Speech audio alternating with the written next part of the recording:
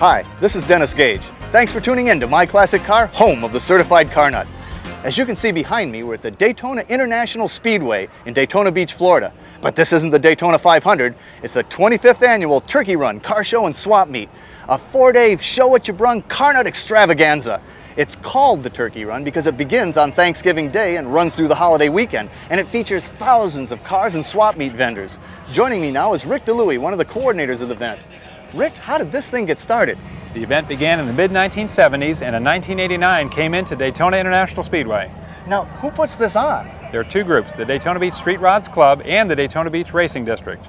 Now, why did it come to the Speedway? There was no other place big enough It to just hold got too big. That's right, exactly. Well, it is a monster, and you've now taken over the entire infield. There are a couple hundred acres filled with automotive parts and accessories, cars for sale. These are special cars and trucks, and then this wide variety of vehicles out in the show field. Well, and how many vehicles are out there? Over 6,000 total. There's a 5,000 limit in the actual car show field, plus a very big car corral, which is right about 1,000 cars. Man, and then swap meet vendors, how many? This is about a 3,000 filled space. This isn't just spaces we've allocated. This is filled with automotive parts and accessories, memorabilia, literature, you name it. You name it. So it's like sold out. This thing You is... bet. Boom. This is... Now, there's a lot of people down there. Where do they come from? All over this country, basically. It's predominantly east of the Mississippi, but we get a number of foreign tourists as well. The word's gotten out on the Turkey Run. They're coming from all over. You're not kidding. Now, it used to be called the Turkey Rod Run. It's just Turkey Run now. It's really much more than rods. Is that right? Yes, it is. It's a wide variety of vehicles. 1979 and newer vehicles. We have a rolling 20 rule as far as the age of eligibility, and it's just a huge event of that type of car. Man, I love it. I can't wait to get out in it. And this weather, I could get used to this, you know? It's always nice here in Daytona Beach Thanksgiving weekend. Well, I'm going to get out there. Thanks a lot, Rick. Great to have you here. The Turkey Run attracts tens of thousands of people to Daytona International Speedway each November. Part of the attraction is the vast array of parts and cars for sale. In fact, walking through the car corral is like being lost in the pages of Hemmings Motor News. Oh man, this car corral is a dangerous place for me. A Ferrari, what do we have here? 83 Ferrari, a mere $35,000 your trade, and a Shelby GT350? They don't even tell me what the price on that is. Camaro SS? Oh, but look at this.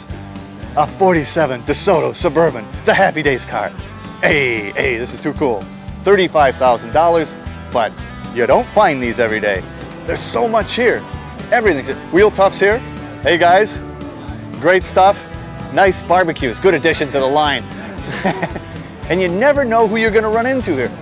It's Shade Tree Sam. Hey, Dennis Gage, My Classic Car. How you doing, Sam? You're my hero, Sam. Can I have your autograph? Yeah, sure, Dennis. No, the thank you. $9.95. Oh, well, you're worth it. You're worth it. All right. And You, if- Dennis. So what's getting you out here today? Well, you know, we just can't stay away from car shows. It's our thing. Absolutely, this is great. Boy, it's a pleasure to see you, man. Pleasure to see you. Is that the truck? That's the truck. Want to go for a spin? You bet. So now, Rick, you're part of the street rod side of this alliance that puts this whole extravaganza on, right? Right. I'm a charter member of Daytona Beach Street Rods. Club has been in existence for 23 years now of the 25 years of the Turkey Run. Now, how'd you guys get together to make this happen? Well, you know, it all started as a little old rod run, like a lot of people started 28 years ago when all the rod runs started. And it just kind of grew, and somewhere along 10 years ago we lost total control, and we have this wonderful big show right now that you see here in Daytona International Speedway. Well, now it's been growing by leaps and bounds, but it looks full. It is full. We went to 5,000 cars this year. We can't put any more cars in this speedway. Now, how about swap meet vendors? Swap meet, well over 3,000 swap meet spaces, over 1,000 car corral cars. This is it. I mean, this is as full as we can get it. I've died and gone to heaven. I'm there with you. I'm there with you. I mean, this is, if you're looking to buy a car, This is it. anything you're looking for is here. Well, hey, Rick, great show. I thank you so much for having us. We're just having a great time. Well, I'm going to enjoy watching this interview on TV, as I do all your shows. Well, thank you, sir. Well, Jerry, when I walked by this, it really caught my eye. I said, 32 Ford with a Hemi? But that's not right, is it? Almost. Almost. It's a Hemi, but it's not a Hemi. It's a converted Ford Flathead converted into a Hemi. It was designed by Argus Duntov, the father of the Corvette, back in the late 30s. They finally built the heads in the late 40s, and it pulls another 100 horsepower out of a stock Ford Flathead. But unfortunately, because of the war and when they went into production, there was other engines out that were as powerful, but then the racers got a hold of them. Uh-huh. And It is a Hemi. It's what basically Chrysler patterned their Hemis after. So it's a pre-Hemi almost. It's a pre-Hemi. It's Well, and you said a racer. This actually's got some history too, doesn't it? It's got a lot of history to it. It was an old race car in Northern California. It's all steel. I knew the car when it was built in '52. It was built by a kid I went to high school with. And I understand back in the middle 50s that this car was actually turning 106 1/4 with a flathead in it. Whoa! And you know, everything. The interior is beautiful in a real understated way. I love the gauges. Those look vintage. They are. They were in the car when I got it. It was in a barn for 30 years, and the San Jose Street Roadsters, the San Jose Roadsters found it for me. And It looks like Stuart Warner. I think they are. I had it old rebuilt, but that was what was in the car when I got it. The very period shift knob there. I like. Yeah, Norm Grabowski strikes Norman again. Grabowski, yes. But you know, if I had any question about what it was answered by the license plate back here. Yeah, EB a maybe 32. a 32. Well, now, Bruce, this is pretty neat. A 55 Pontiac Safari, right? That's correct. It's sort of the Pontiac Nomad. That's correct. It shared the same body parts. It shared the rear hatch, the roof, and the rear tailgate and the glass sections. But the rest, from there down, is Pontiac. That's correct. Well, I love it. It's got a neat color scheme. It's kind of updated. You've chosen some colors you like. That's right. It's a 50s style colors. Yeah, got that soda fountain look. I like the interior too. Now, is that pretty stock, or would that have been what it looked like? It's close to the original, close to the same patterns and type colors that they used in the 50s. Now, you've updated the drivetrain too? That's right. It's got 1990 model Chevrolet truck running gear and transmission, disc brakes on the front, a few things like that. You update it. So it gets up and goes too. Right. Now, Craig, there's no want for cool cars here, but this 60 Caddy, I just had to stop and talk to you about. I've always liked this body style with the sharp fins, kind of the thruster, rocket back end. That's right. But you've done a bit of a mild custom on it too, right? Yeah, I sure have. Yeah. What all's been done? Well, we've changed the paint on it. I've put 1976 Lincoln So it's a Desert Lincoln Rose, and it's got pearl, got red pearl over the bottom and blue pearl over the top. Now, this was one major hardtop this year. Yeah. That is really something. Now, the interior you've changed a bit too? Yeah, I've changed this part. Now, the outside was all original. Okay. All of this was original stuff, and we just put cloth in there and rolled and pleated it. You don't see many Caddies with louvered hoods though, do you? No, there's 156 louvers in. And you know every one of them, don't you? Sure Well, do. what's under the hood? Is it still Caddy or not? Yeah, it's a 390 Cadillac engine. 390? Okay, dressed up a little bit. Yeah, we put some chrome on it and dressed it up. Looks real fine. Now, do you drive it? Yeah, I drive it well, 3 or 4 times a week. Does it drive really nice? Oh, it's just like it's floating. Just Yeah. like driving the living room, Yeah, huh? sure is.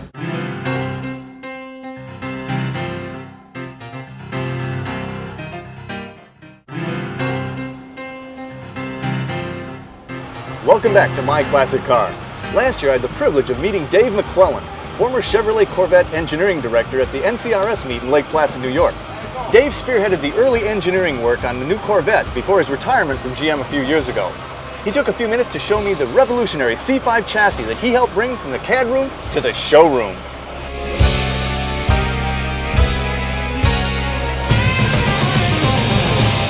My first involvement with the Corvette started in 1974 with the first of the catalytic converter cars, the 75 model. And we went through a period about 5 years long where the performance of the Corvettes continued to deteriorate because of emissions and fuel economy requirements. Those were dark days. Those were dark days. And we were able to turn the corner by 1982. And basically what you'll find from an engineering perspective is the use of onboard electronics has taken us from that nadir back to being able to do cars like the ZR1 and the LT1. The ZR1 has a higher performance level than virtually any Corvette ever had, 180 plus miles an hour, 4 seconds 0 to 60. Oh, it's stunning. It's a stunning performer in all respects. In fact, we introduced it in Europe simply to make that point. Well, this really involved an awful lot of things that had never been accomplished before, equations that have never been solved to do the C5. Is that true? That's the way I like to describe it. There's so many things that went into the C5.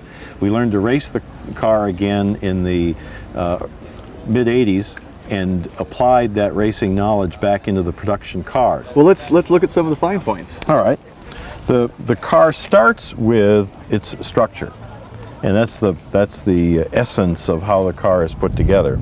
The structure consists of this continuous outer rail that's hydroforming.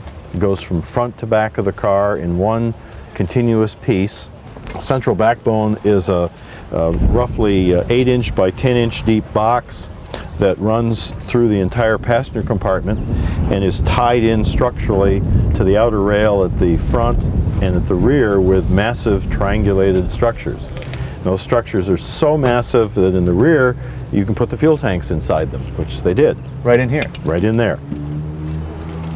And the backbone, although you can't see it clearly here in this mock-up because things have been cut away, the backbone is a totally enclosed structure.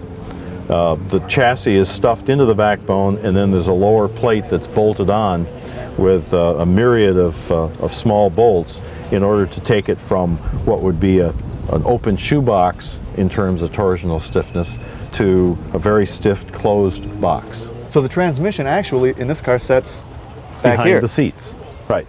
And the consequence of that was that the wheelbase increased from 96 inches to 104.5 inches. We originally thought it would have to be 105, but the guys were able to squeeze a ½ inch out of that and got it down to 104.5. But still, it's a long wheelbase, but within the same overall length. And the design work actually on this began way back in... We began actually in 1989. Coming off the ZR1 program, we were on a roll. We knew a lot, and we also knew there were some things that we didn't know how to do.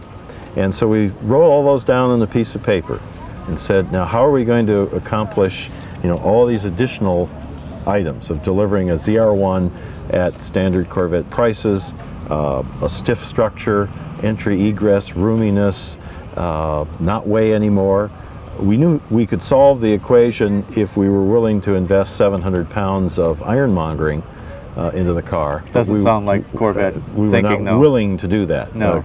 And this car totally comes in at about 3,400 pounds, is that right? Yes, still? that's the mass of a C5 Corvette with its aluminum small block motor, which is also interesting. The Chevrolet small block is very historical. It goes back to the 55 Chevrolet and the 55 Corvette.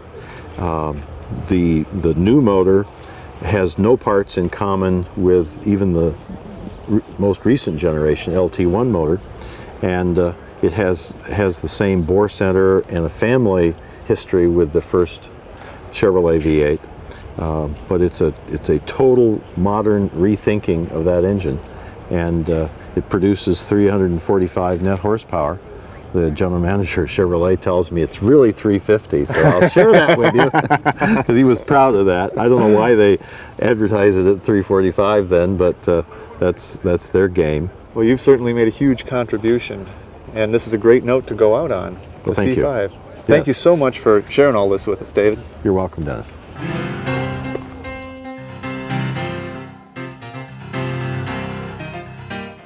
Hey, we've come to the end of another show. Our thanks to all the great folks at the Turkey Run. This is the way that a car nut should spend the Thanksgiving holiday. What a great event.